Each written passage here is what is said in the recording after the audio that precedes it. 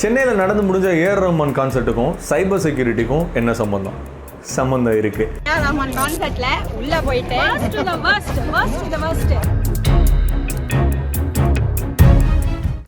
அதுக்கு முன்னாடி நானும் என்னோட ஃப்ரெண்டு கிருத்திகா அப்படிங்கிறவங்களும் உங்கள் சைக்காலஜி எக்ஸ்பர்ட். ஆக்சுவலாக அவங்களும் நானும் அந்த ஏஆர் ரஹ்மான் கான்சர்ட்டுக்கு அட்டன் பண்ணுறதுக்காக போயிருந்தோம். சைபர் செக்யூரிட்டியும் சைக்காலஜியும் சேர்த்து ஒரு ஒர்க் ஷாப் வந்துட்டு பண்ணலாம் அப்படிங்கிற ஒரு ஐடியாவோட. ஸோ அதுக்கான டிஸ்கஷனுக்காக அந்த மீட்டிங் அரேஞ்ச் பண்ணி அந்த பிளான் படி போயிருந்தோம். ஸோ என்ன நடந்துச்சு அப்படின்னு உங்கள் பல பேருக்கு தெரிஞ்சிருக்கும். ஏஆர் ரஹ்மான் கான்சர்ட்டில் எக்கச்சக்கமான இஷ்யூ.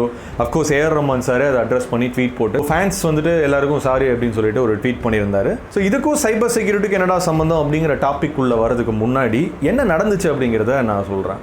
ஆக்சுவலாக அந்த டிக்கெட்டோட கான்செப்டே என்னென்னா VIP pass, golden pass, silver, platinum அப்படிங்கிற மாதிரி வெவ்வேறு விதமாக இருக்கும். அந்த வெவ்வேறு விதத்துக்கு ஏற்ற மாதிரி காஸ்ட் வேரி ஆகும். ஸோ 500 ஆரம்பிச்சு 50,000 75,000 வரைக்கும் அந்த டிக்கெட் வந்துட்டு சேல் ஆயிருக்கு. ஆனால் நடந்த விஷயம் என்னென்னா 50,000 75,000 டிக்கெட் வாங்கினவங்க கூட உள்ளே போய் அந்த கான்சர்ட்டை பார்க்க முடியாத ஒரு சுச்சுவேஷனில் தள்ளப்பட்டிருக்காங்க.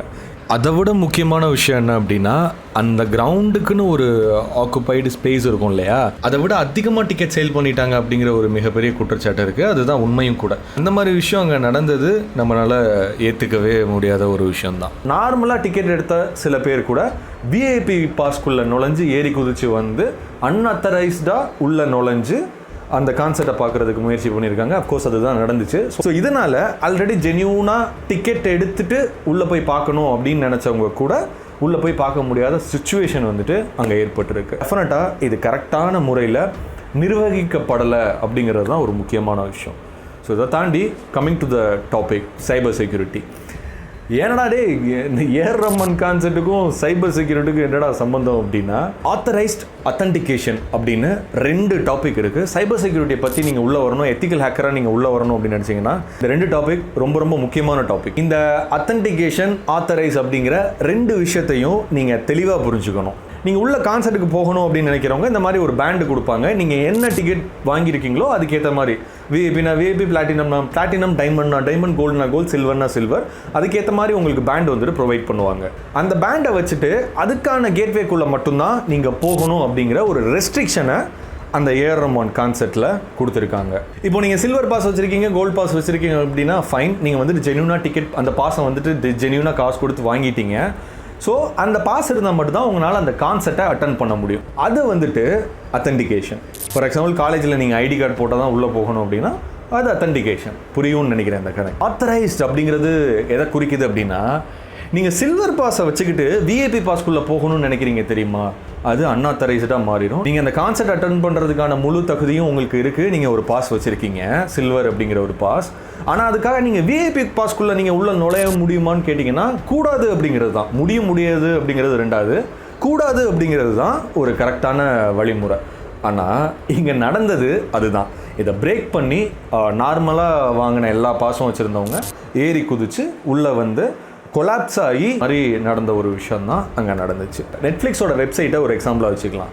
இப்போ நீங்கள் வந்துட்டு ஜென்யூனாக ப்ரீமியம் அக்கௌண்ட் வந்துட்டு வாங்கி அந்த நெட்ஃப்ளிக்ஸோட மூவிஸ், ட்ராமா, டாக்குமெண்ட்ரி எல்லா வெப் சீரிஸும் நீங்கள் அதில் பார்க்க முடியும். ஏன்னா நீங்கள் வந்துட்டு சப்ஸ்கிரிப்ஷன் வச்சுருக்கீங்க, காசு கட்டியிருக்கீங்க, அது ஜென்யூன். ஓகேவா? இது அத்தன்டிகேஷன். ஆனால் ஆத்தரைஸ் அப்படிங்கிறது எங்கே வருது அப்படின்னா, நெட்ஃப்ளிக்ஸோட சைட்டுக்கு அட்மின் பேஜ்னு ஒன்று இருக்கும். அந்த வெப்சைட்டோட ஓனர் அக்சஸ் பண்ணக்கூடிய விஷயம் அப்படின்னு சிம்பிளாக புரிஞ்சுக்கோங்க. ஓகேவா? சப்ஸ்கிரிப்ஷன் வச்சுருக்கீங்க, காசு கட்டியிருக்கீங்க அப்படிங்கிறதுக்காக படம் பார்க்கலாம். ஆனால் அதுக்குன்னு ஓனரோட சைட்டையே நீங்கள் டேக் ஓவர் பண்ணுறது அப்படிங்கிறது தவறான விஷயம் இல்லை. ஸோ சப்ஸ்கிரிப்ஷன் வச்சுருக்கீங்க அப்படின்னா அதுக்கு நீங்கள் அத்தன்டிகேட்டான ஒரு பர்சன் உள்ளே போய் வீடியோஸ் பார்க்கலாம். ஆனால் அதுக்காக நீங்கள் அந்த ஓனரோட அட்மின் பேஜை கெட் பண்ணிக்க கூடாது. அது ஆத்தரைஸ்டான ஒரு விஷயம் இல்லை, அது அன்ஆத்தரைஸ்ட் அப்படிங்கிறது நீங்கள் புரிஞ்சுக்கணும். ஸோ சைபர் செக்யூரிட்டியை பொறுத்த வரைக்கும் இந்த 2 விஷயம் தான் ரொம்ப பேசிக்கான விஷயம். ஒருவேளை அந்த நெட்ஃப்ளிக்ஸோட அட்மின் பேஜை அவங்க அக்சஸ் பண்ணி அவங்க ஹேக் பண்ணி யூசர் நேமையும் பாஸ்வேர்டையும் மாற்றிட்டாங்க அப்படின்னா அந்த ஒரிஜினல் யூசரே உள்ளே என்ட்ரி ஆக முடியாத ஒரு சுச்சுவேஷன் ஆகிடும். இப்போ ஃபைனல் கன்க்ளூஷன் என்னென்னா, ஒழுங்கான முறையில் நிர்வகிக்கப்பட்டு ஆர்கனைஸ் பண்ணியிருந்தாங்க அப்படின்னா இந்த ஏஆர் ரஹ்மான் கான்செர்ட்டில் இந்த மாதிரி விஷயத்தை தவிர்த்திருக்கலாம், நல்ல முறையில் பண்ணியிருந்திருக்கலாம். Coming back to the cyber security, அதே விஷயந்தான் இங்கே. ஒழுங்கான முறையில் உங்களோட வெப்சைட்டோ நீங்கள் டெவலப் பண்ணுற அப்ளிகேஷனையோ நீங்கள் செக்யூர் பண்ணி ஹேண்டில் பண்ணிங்க அப்படின்னா இந்த மாதிரி ஈஸியாக அன்அத்தரைஸ்டாக உள்ளே யாரையும் வரவிடாத மாதிரி நம்ம தடுக்க முடியும். உலகத்திலே எனக்கு தெரிஞ்சு சைபர் செக்யூரிட்டிக்கு இப்படி ஒரு விளக்கத்தை எவனுமே கொடுத்துருக்க மாட்டான். ஓகே. அப்புறம் ஏஆர் ரஹ்மான் கான்சர்ட்லாம் போனீங்க, எப்படி போச்சு? நல்லா இருந்துச்சு, நல்லா போணுச்சு, செமையாக இருந்துச்சு ப்ரோ. ஆனால் வெளியே எப்படி பேசிக்கலையே, திட்டிகிட்டே போகிறாங்க. அந்த மாதிரிலாம் இல்லை ப்ரோ, செம வைப்பாக இருந்துச்சு, செமையாக இருந்துச்சு ப்ரோ, நல்லா என்ஜாய் பண்ணோம் ப்ரோ. அப்புறம் ஏன் தலைவா கண்ணு கலங்குது? கண்லையா அழுகிற மாதிரி இருக்கா? இல்லை ப்ரோ, அது கேமரா முன்னாடி வீடியோ எடுக்கிறோம்ல, 2 லைட்டு வச்சு எடுக்கிறோம், அதோட ஹீட்டு அது டேரெக்டாக கண்ணில் வந்து படுறதுனால எரியிற மாதிரி ஃபீலாக இருக்குது ப்ரோ, அதுதான், வேறு எதுவும் இல்லை ப்ரோ.